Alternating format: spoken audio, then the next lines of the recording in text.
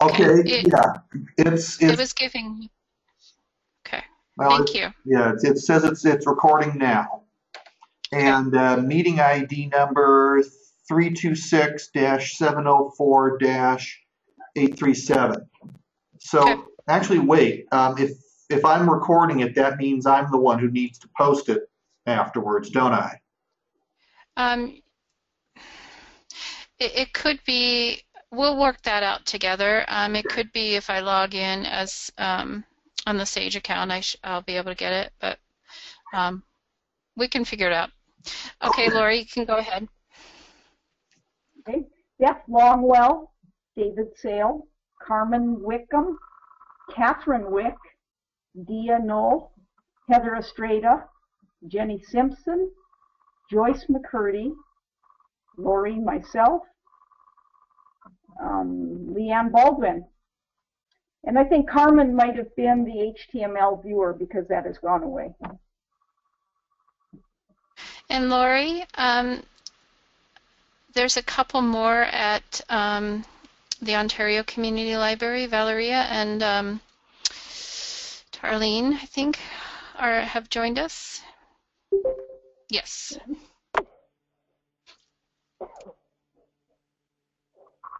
And it looks like Molly Hamlin just joined us also, and John Brockman.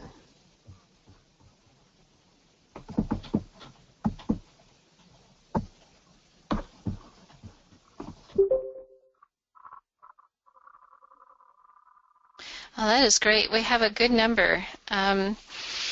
Should make discussion good as the agenda. You should be able to see the agenda in front of you on the screen. So the first thing I'd like to, well, I'm standing in as interim chair for Sarah, who had to step down because of extra work responsibilities, so that's why I'm running the meeting today. And I'd like to ask for approval of the October meeting minutes, if everybody's had a chance to go over those. Dia, you did a great job in summarizing what was a very involved discussion in last meeting.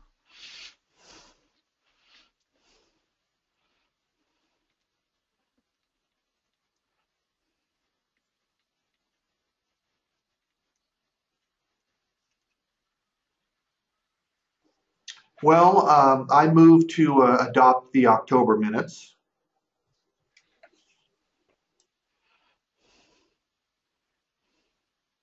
Is there a second? This is Lori. I will second that motion. Thank you both. Okay, the next topic on the agenda I have is discussion of the 040, and this relates to records that we're bringing in from possible Z39.50 targets, or I guess even the possibility of bringing in an OCLC record that does not have an 040, and what we want to do about that. I kind of looked at the discussion and came up with a possible proposal based upon feedback in that discussion, and basically just saying that if it doesn't have an 040, just leave it that way unless you're making a change to the bib. And if you are making a change, just add a subfield D with your library's code. So I think it's pretty straightforward. Welcome any discussion, any concerns that anybody has about this. That's my suggestion as the way we go. This is Dia. Okay.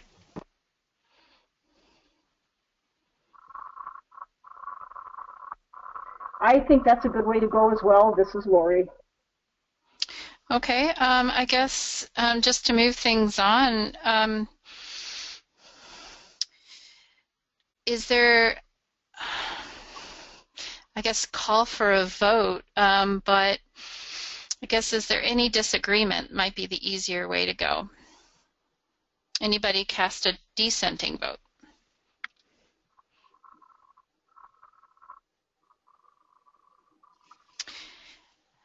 Well, Okay. hearing Go none, ahead. I said, Yeah, that's what I hearing was just none. about to say. Yeah, hearing none. Let's move forward with adopting this additional policy to handling O4Os in our system. Okay, so back to the agenda. Proposed matching standards changes. This one is a little more involved, and we had some good discussion. And I also drafted a document for that. And basically, we're looking at combining bibliographic records that have the same publisher, same pagination, and same content.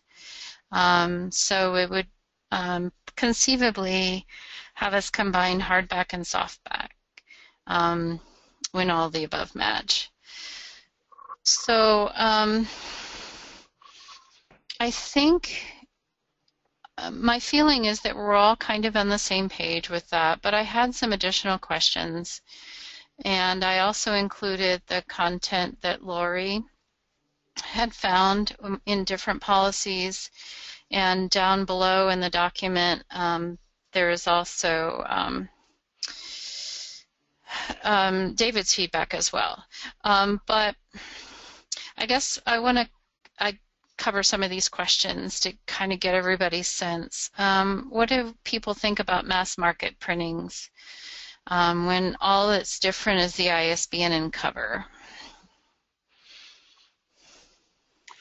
Well, this is David, and my thought on that is that would be acceptable. It's simply a special case of the stated basic policy, same publisher, same pagination, and same content. So if we add another 020 field to the record so that it has both ISBNs, then it really comes down to simply the question of the cover art. And in a lot of cases, especially with what are identified as book club editions, there is no cover art that is pulled up in Evergreen associated with that particular ISBN. So that could be a factor. Generally, though, yeah, I think with the, like I said, mass market and regular is simply an instance of the larger policy. Same publisher, same pagination, and same content. Then go ahead.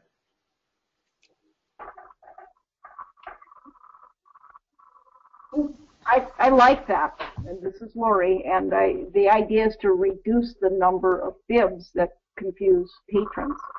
I don't think that the cover art is as critical as is the content. Okay. I agree with that. This is Dia. Okay. My next question is, do we ignore edition statements if the only difference is binding? Well, this one's a little tricky, if I may jump in here for a second. And I sent out a memo last week talking about how this is addressed in RDA. And how it's addressed is there is kind of a double standard. On the one hand, the instructions are basically take an edition statement as found, which is fine, but then that doesn't resolve the question of whether a difference in edition statement is in and of itself sufficient cause to have a separate bib record, especially when the publisher, pagination, and content are identical, and it is merely the edition statement that is different. Moreover, I would say that some of the differences in edition statement, quote unquote, are, well, difference is, let's say, Random House mass market edition versus Random House, quote unquote, regular version edition. And so issue with edition statements, I think, again, is kind of getting back to the ISBN and cover, because in many cases, that is all the difference that is represented by the change in edition statement. There is no change in content. There is no revised edition or supplemented. It is a change in cover art and perhaps in size as well. So an edition statement that also reflects a change in either publisher pagination or content should be a separate bib record. But if the only difference is binding, like hardcover versus softcover, or the only difference is cover art, then I would argue that that is not actually a new edition by AACR2 standards. And while I suppose it could be by RDA, but again, RDA puts much more emphasis on publisher pagination and content as being the things that make two items the same manifestation and catalog using the same bib record. So those are my thoughts on the matter, but I'm not 100% sure how to codify that into directions for catalogers. Well, I think we just, have the reminder that the content pagination publisher needs to be the same. Mm-hmm. My question is, if we take it a step forward and say these conditions occur, Mm-hmm.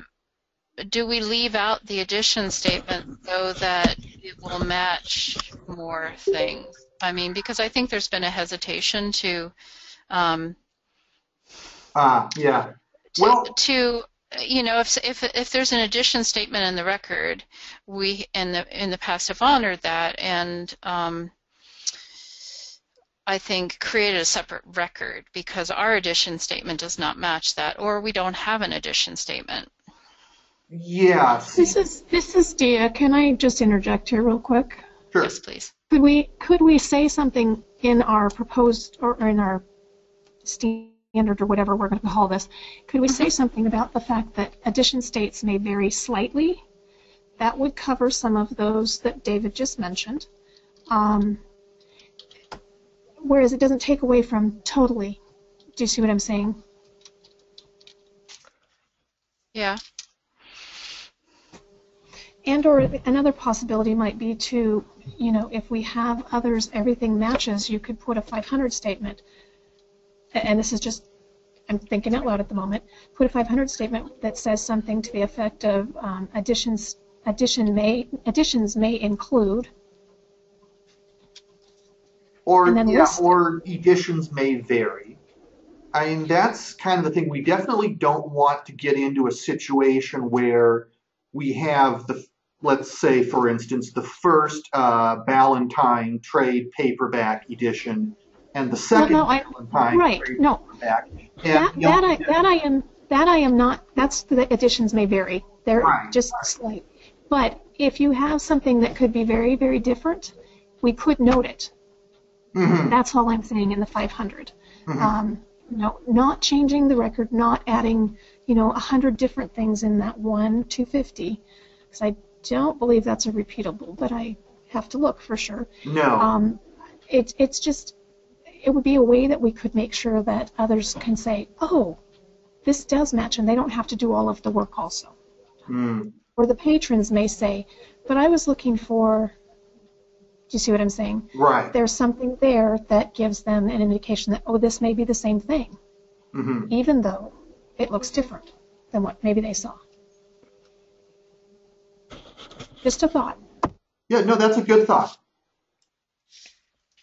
And I think that covers our bases so that we can still prevent the kind of confusion on our catalog, but still allow for the patrons to find exactly the content they're looking for. Yeah, just a quick one, Beth. I would just want to add pagination publisher content should all match, just to emphasize that. Right. Because that is really what the purpose of edition statements in the AACR2 is, to track revisions and additions or et cetera in content specifically. So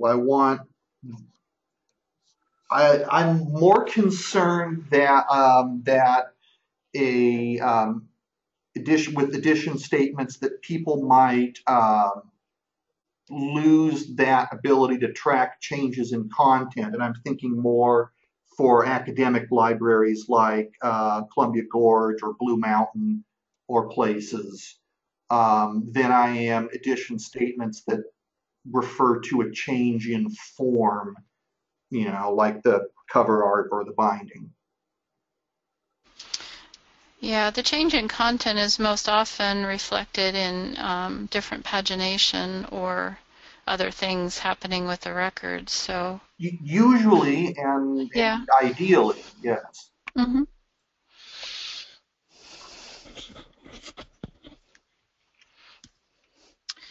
Okay. Do you feel like we've got a good enough handle on that to move on? Just one more thing here. We mentioned how close should the size be in order to share?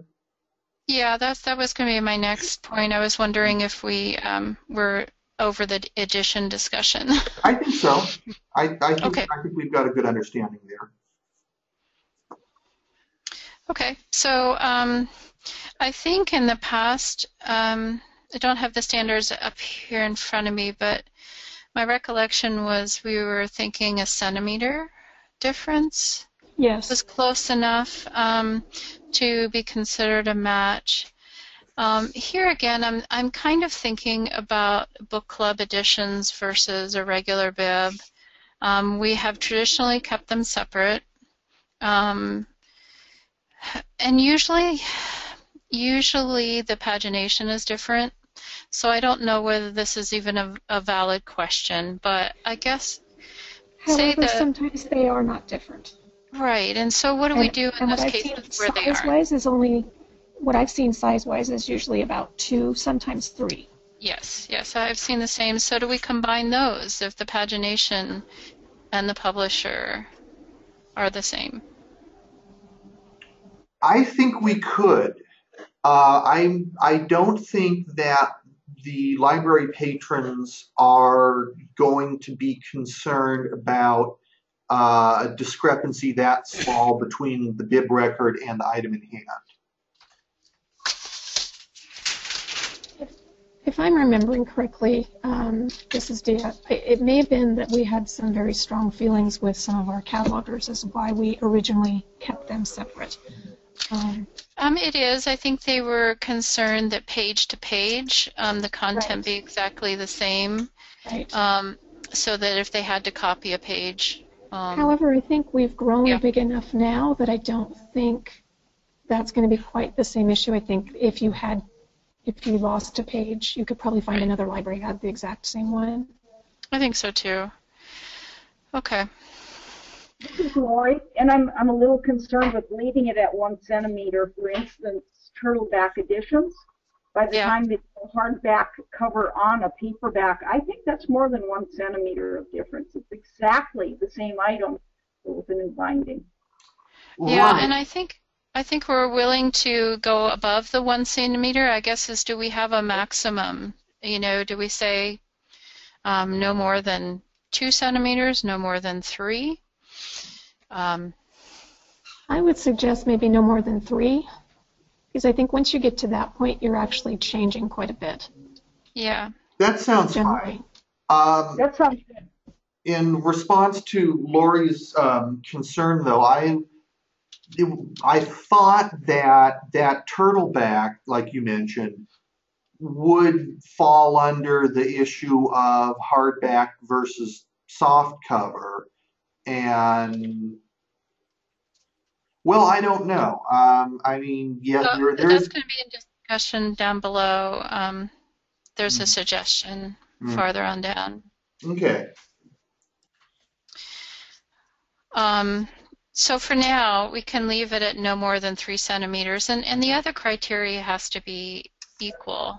We're talking pagination, publisher, and content. So I don't think we're going to get a lot that are going to fall into that realm, but it's nice to have that flexibility to combine. Well, I think the majority will be the book. Yeah, the book club. The book club, or one thing that I've seen come up is the Scholastic reprints. There isn't always a separate bib record available for them, but folks are going to have to be instructed then to replace the ISBN and the publication information, the 264 field, to create a Scholastic record. And again, these are cases here where the pagination and the content match, but the publisher and the ISBN do not. So while Scholastic should, I think, continue to be on a separate bib record, folks need to understand that they may not always be able to just get one via Z3950 as easy as pie. They may need to take one and modify it. That generates another discussion point. Does everybody feel that Scholastic versions need to always have their own bib? I think it depends on the content inside.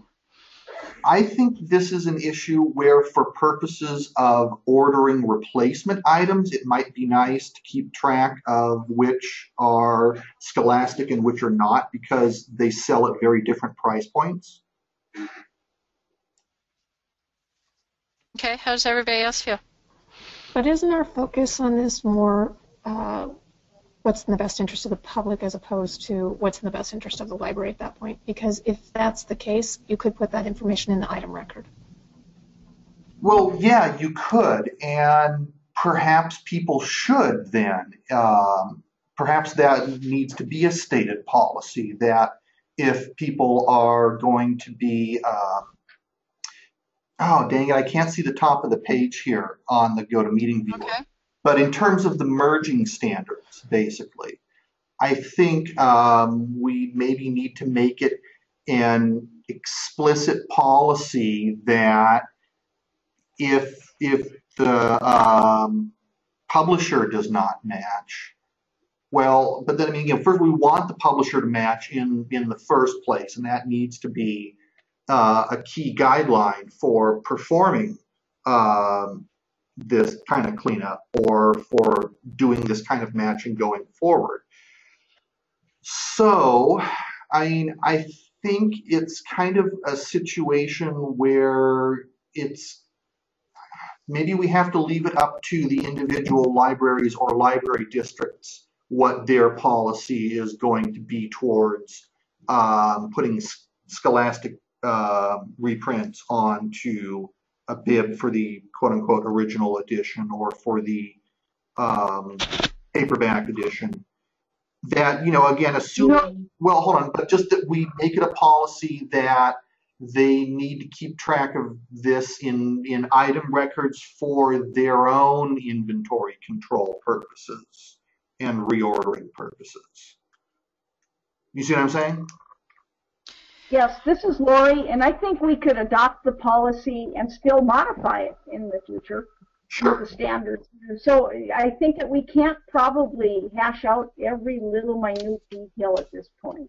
Okay. No. I see everyone's point on this discussion of Scholastic, and again, I agree with Thea. What I'm striving for is to simplify the catalog appearance and the searchability for patrons.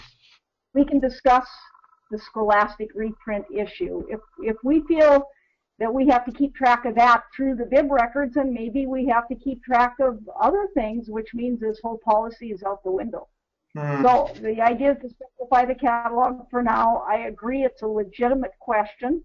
We could look at it for a month or two and decide if we need to add a statement related. Okay, that's a good point, Lori. I think Scholastic could be handled in a separate meeting. Agreed. So we'll go with what we have suggested. I just wanted to bring it up because it's something we see a lot of.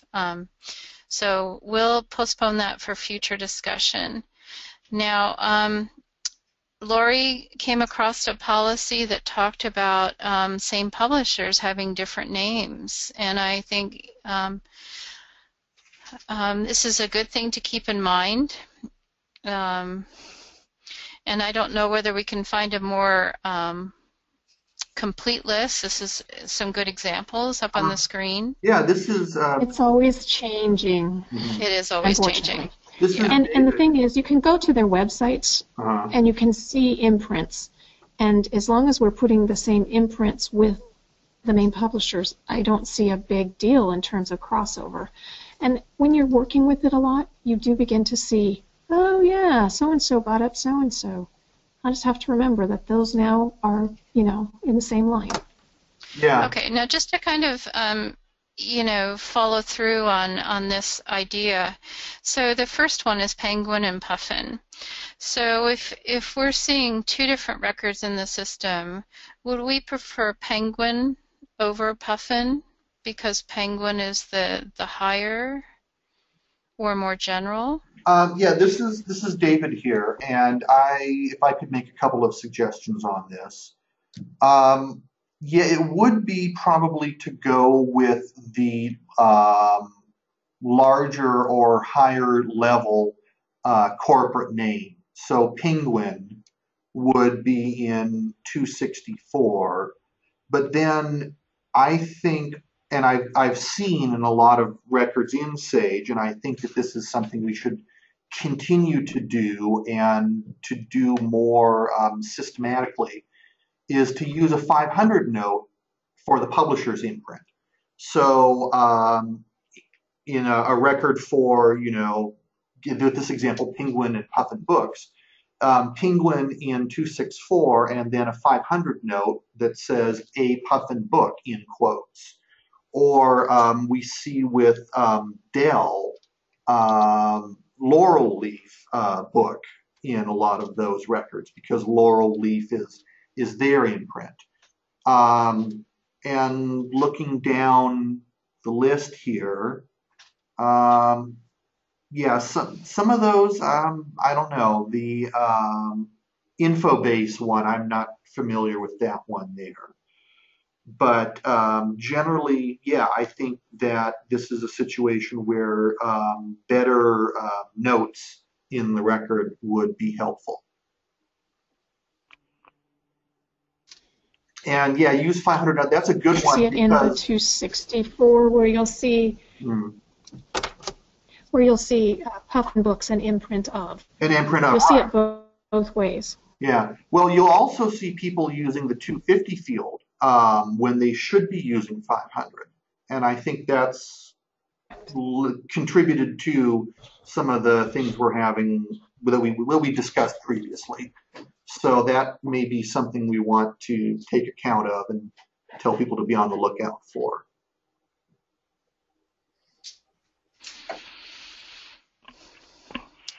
Okay. In some other policy notations that Lori found, this is kind of a repetition of what we've already discussed, the paperback versus hardback,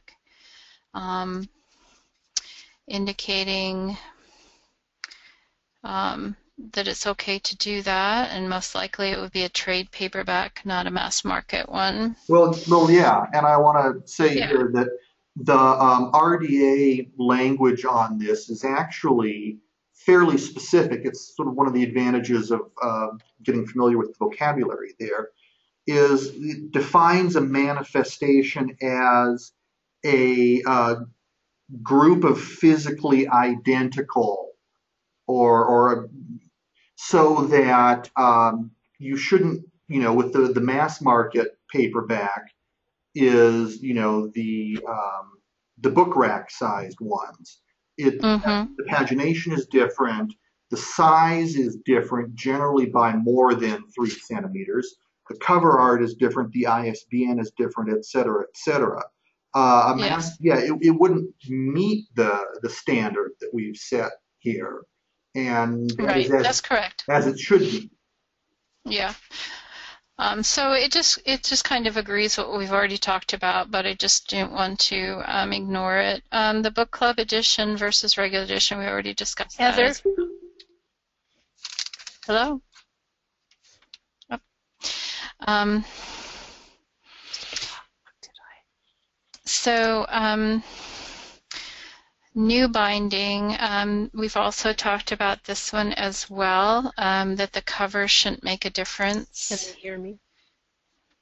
Yes. I don't think so.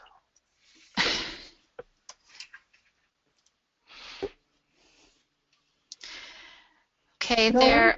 we hear whoever's whispering that you think we don't hear you, so we do know somebody there. Did you put that on her record?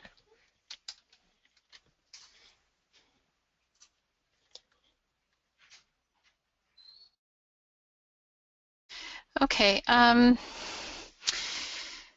There and here on the screen, you'll see some examples of where they're talking about bindings when it's been rebound and the content is the same, just adding those ISBNs to the record.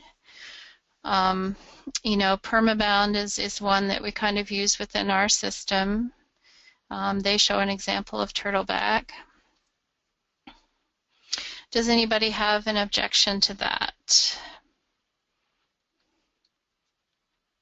Not at all, and I would ask that everyone strive to put those in. It will maybe prevent some unnecessary duplicate bibs being formed in the times to come.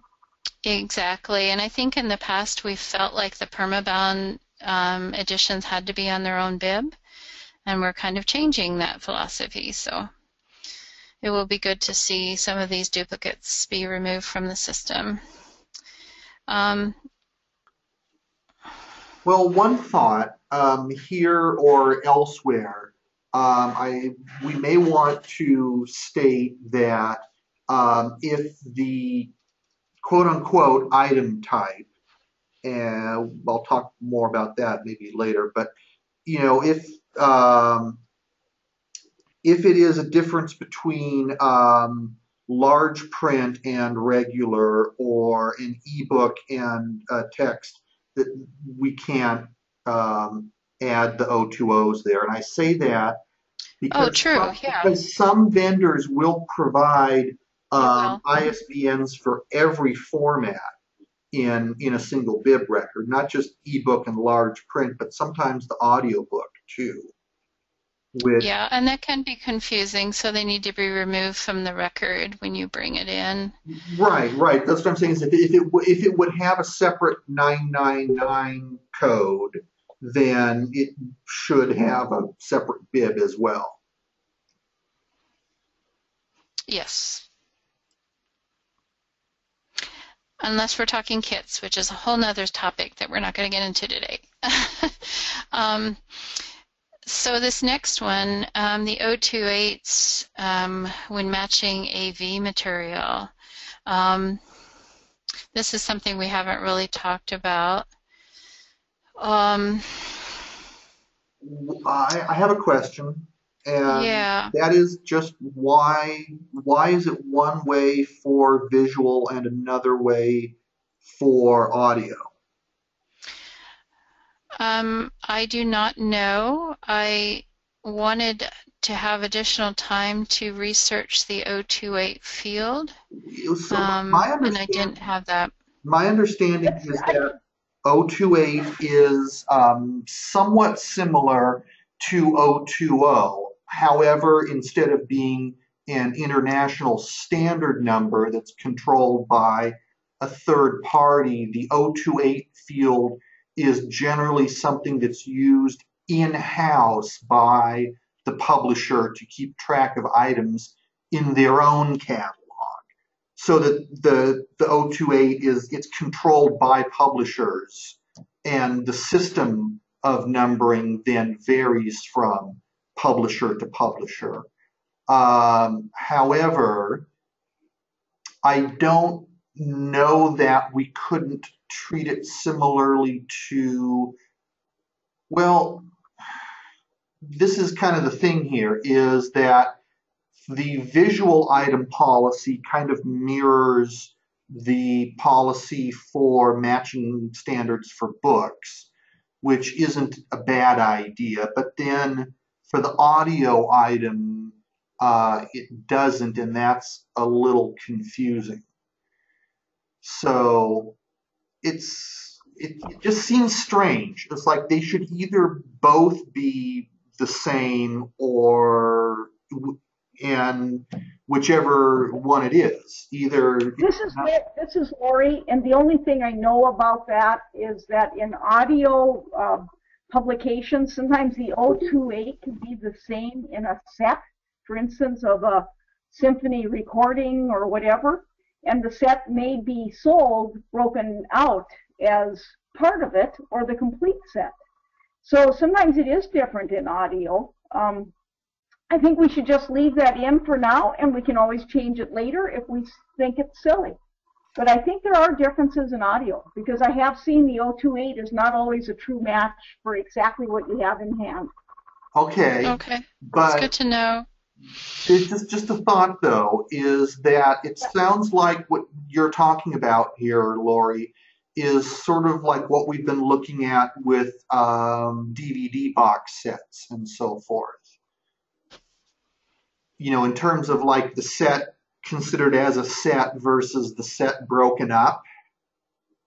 Right. Yes and no. It is and it isn't. Sometimes it's different. Like Lori just mentioned, it can be very different. Okay. And a lot of it has to do not so much with the spoken audio, but the music audio.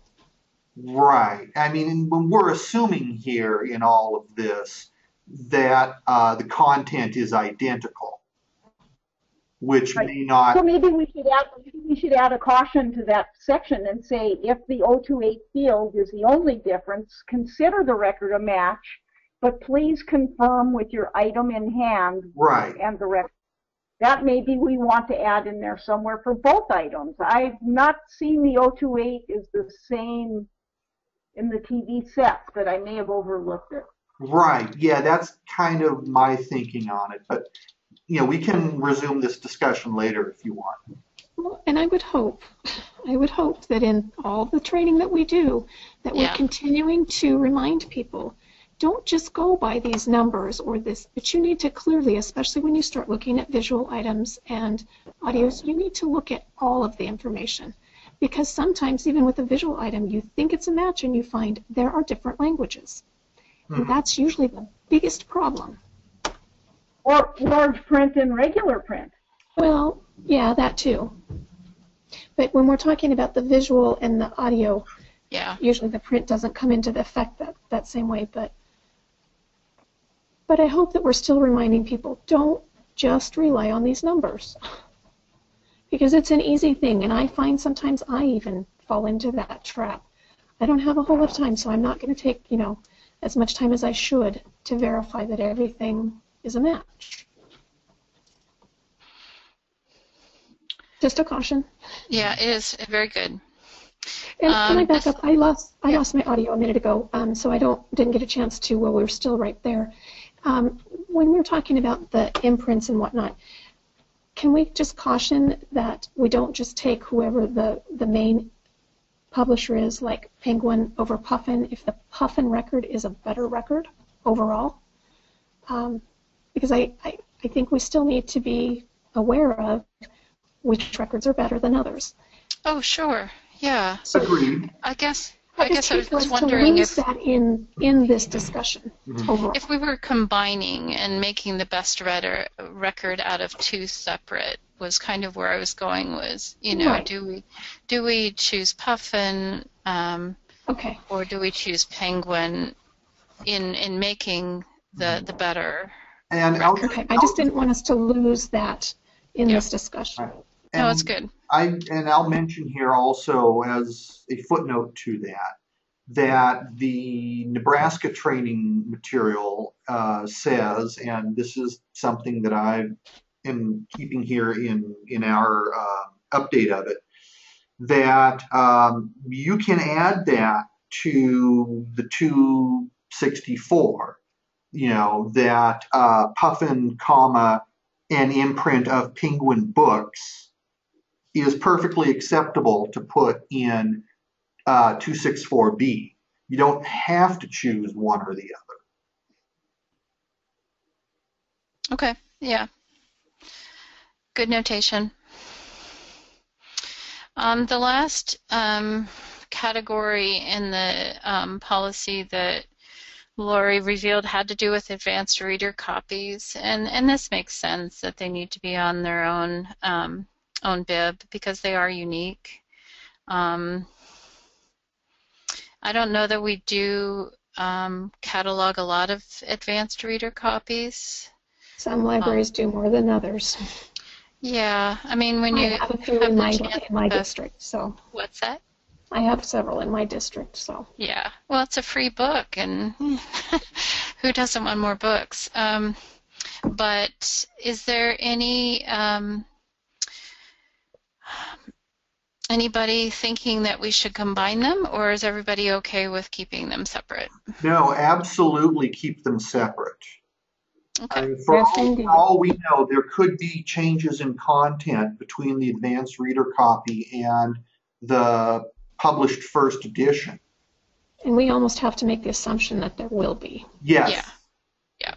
I agree. I just want to make sure that I'm not alone in that perspective. So, okay, and I think actually, Beth, when we started seeing these come up, we actually did survey around nationally how best to handle this. And so no, separate bib. I think we need to keep it as we've had that particular one separated. Yeah, no. I agree. Separate bib. Just wanted to kind of make sure. Yeah, that's the standard, by the way. Advanced reader copies on a separate bib is the standard as far as most large, like OCLC and Library of Congress are concerned. Yeah, and I agree. I just think it was important to add to the discussion since we were talking about combining other things, and just a reminder that this is different enough that it needs to have its own bib. Okay, and I think we've had a chance to discuss all the points that you brought up in your email, David. So I guess at this point, I feel like we've had good discussion. We're at 11:44, so I'm thinking that we should hop back to the agenda. And I think based upon our discussion, maybe work on an alternate document that everybody can just, I feel like we're in agreement. I just want to get it down in writing so that we can maybe adopt a new matching standards document in our next meeting. So that's what I feel like needs to be done after our discussion. Sounds good to me. The next thing I have is just a quick note, CADXpress usage. I've renewed those libraries that belong to CADXpress, sent off the new subscription amounts, and I just wanted to give the group a heads up that I've done some CADXpress training out there when I've been doing site visits. There were some libraries that really weren't comfortable using CADXpress and bringing those records into Sage Evergreen, and so I did some training, and I'm going to be beefing up our documentation as well so that we have step-by-step instructions so that we can increase this other resource that we have for bringing in records. And now I just want to open it up to, does anybody have current cataloging concerns that are burning on their hearts this morning that we want to bring up?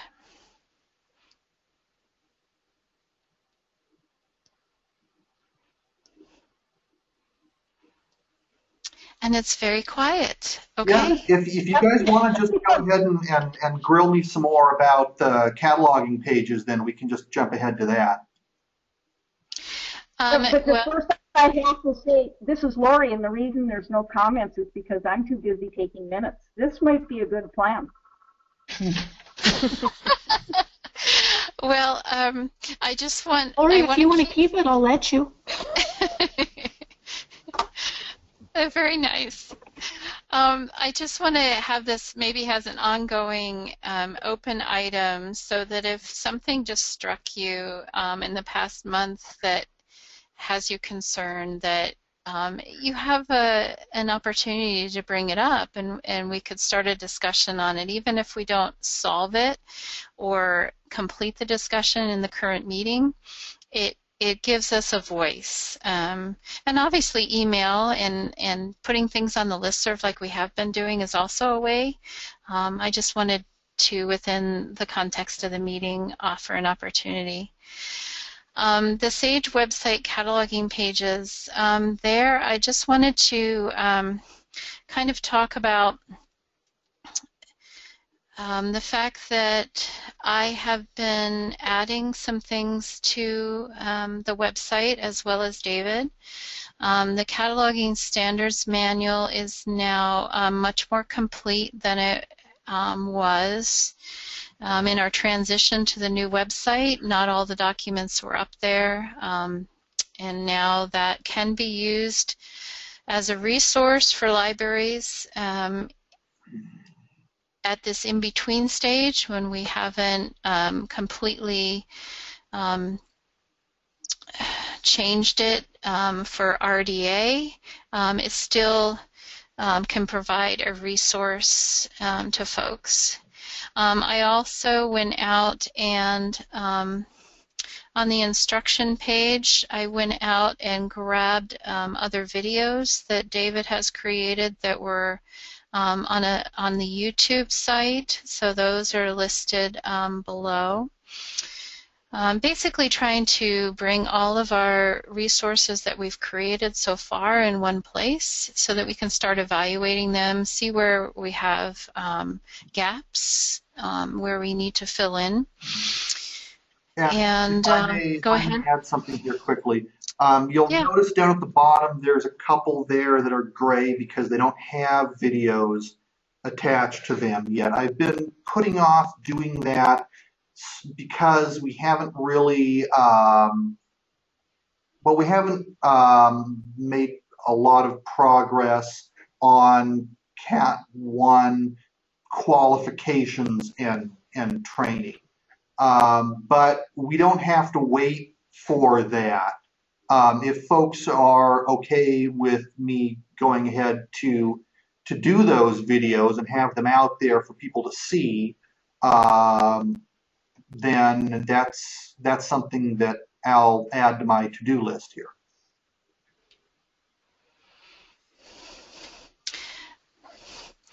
This is Dia. My first thought is, let's focus on the things we really need to get done because this is a much smaller group. I think the mentors could actually handle putting something together in this venue if we don't make it to it. Sure. I don't know what other people think. I think that is a good assessment of our current priorities. I think the folks that are already operating at this level have a familiarity with the process, and although ultimately I would like to have some kind of video, I don't think it's what we need to do right away. Okay. I think it can wait. Okay. All right. This is Lori, and I'd like to say now that it's all kind of unified under one link and we can look and see where we are at, we can certainly discuss in the near future the need for certain training elements to be added to that. So I think this is going to be very helpful to be able to look at it and to start realizing where the weaknesses are and what we need help with as far as documentation of training. Okay. And I guess that's kind of a quick overview of the web pages. And David sent out an email indicating the work that he's been doing on a MARC training manual. Mm. And I think we'll start looking over that and seeing how it meets our needs. Well, I was hoping that some folks might have had the chance to do that, and I'm interested to hear comments if there are any. This is Dia. I've not had to. I looked over it this morning.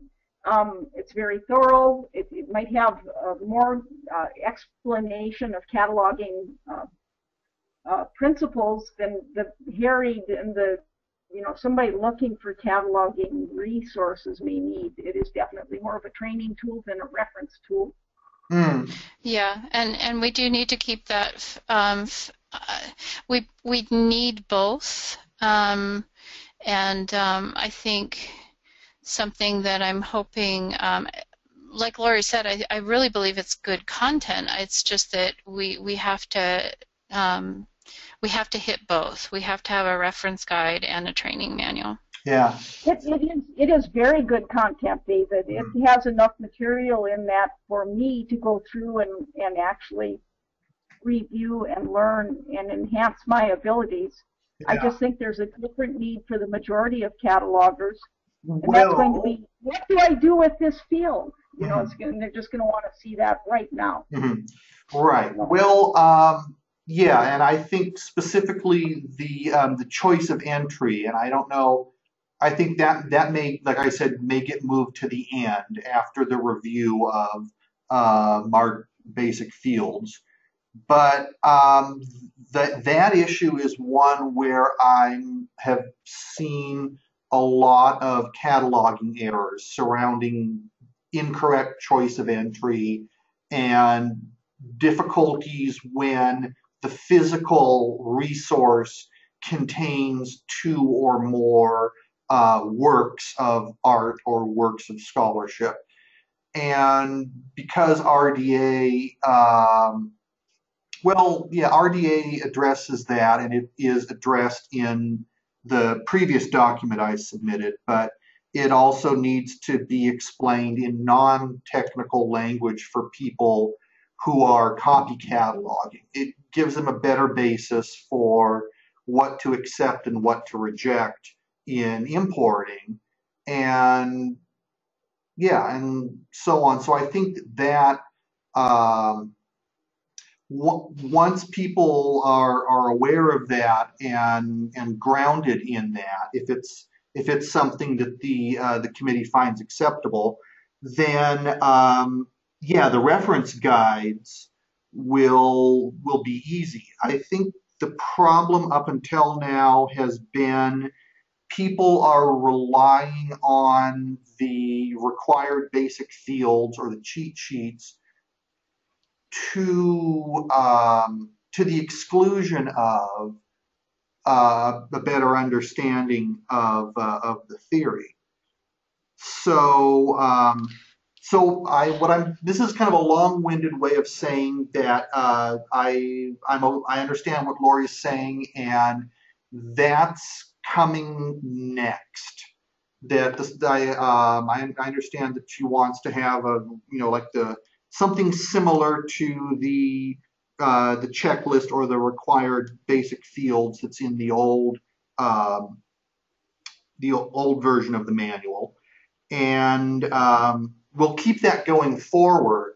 But that is something we need to emphasize in training going forward, is that the first sort of decision making or identification for cataloging purposes is not what quote unquote item type the resource falls into, but what, is it an author main entry? Is it a title main entry? What subject headings should it have? And so kind of bring it back a little bit that way. So anyway, I'll keep working on this, and I'll continue to update you folks as we go along. And I think when all is said and done, we'll meet in the middle and everybody will be happy. Sounds good. We are running out of time. I want to stay within our hour time point, but I wanted to let the committee know that the mentors and I are really have geared up to kind of complete work on, I guess, cooperative leadership of the remainder of the grant time period, because we want to accomplish everything that we set out to accomplish. And I certainly don't want to be the only voice in directing David's efforts. That wasn't the way it was intended to be. So the cataloging mentors are meeting on a weekly basis as we can, either by email or GoToMeeting. And out of those meetings, it'll help us target priorities as well as tasks. And we're going to be asking for input from all of you on the resources, as well as David's content in the training manual, as well as the reference guide when that is developed. So all of us are going to be involved, and just welcome your input. And thank you all for meeting today. Is there any last minute questions? This is Lori, and I think there was some mention either in last month's meeting or in one of the oversight meetings that a cataloger's contact sheet is being developed. Yes, and thank you for reminding me, Lori. It is almost finished. I've got the bare bones. I just need to add contact information. I've got a column in the contact spreadsheet for a mentor assignment, and so I'm going to be asking for feedback from the mentors on, like, if there's an area that's in between a couple mentors, trying to get a sense for, okay, which mentor should this specific library have. But yes, I have that spreadsheet almost done, and I'll be sending it out to the mentor group for some feedback and then post it on the website. Okay, that's great. And then a follow-up to that would be, I still want for David and Beth to think about ways to make the mentors begin to take a bigger role in the system, because I think once David's gone, that's our sustainability. Yeah. And one of my questions is there a way that we can monitor, without taking too much of either of your time, is there a way we could monitor new records, new activities, so we can watch and see where problems might lie, and then have the mentors and one of you work through how to address those things in the near future? Because I'd like to see a way for us to be staying on top of problems. It seems like you see one or two things, and then pretty soon you're seeing that problem reiterated a lot, and I'd like to avoid going backwards. Okay. Yeah, I will look at that. There's certainly reports that we can run. Yeah, this is David. I've mentioned that possibility to Beth recently, as a matter of fact. So I think we're on the same page there, but I want to also share a thought here in terms of getting mentors more involved. One way that that can be done potentially is to have mentors responsible for overseeing the training of copy catalogers, people who are getting certified as level 2, who are in their region or area. And, you know, similar to kind of what I've been doing now, you know, they have their assignments, and they email you their homework, and you correct it and email it back. Yeah, which we've done in the past.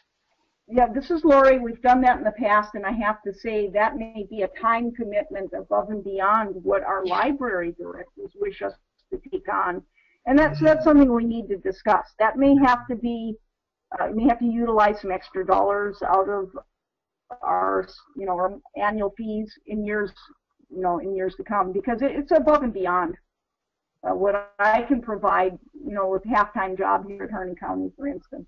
Mm-hmm. Yeah, no, I think we have to look at the reality of that situation, Lori. But it is we have to make sure that the mentor responsibilities aren't too steep, but also have a mechanism for keeping our cataloging training going too. So let's add that to the next month's agenda and we'll discuss it in depth. Okay. Yeah. Sounds good. Well, thank you, everybody. I hope everybody has a great week, and thank you for all the cooperation and support. Thank you. Okay, well, I'm going to go ahead and hit stop on the recording now. So Thank you, David. yeah,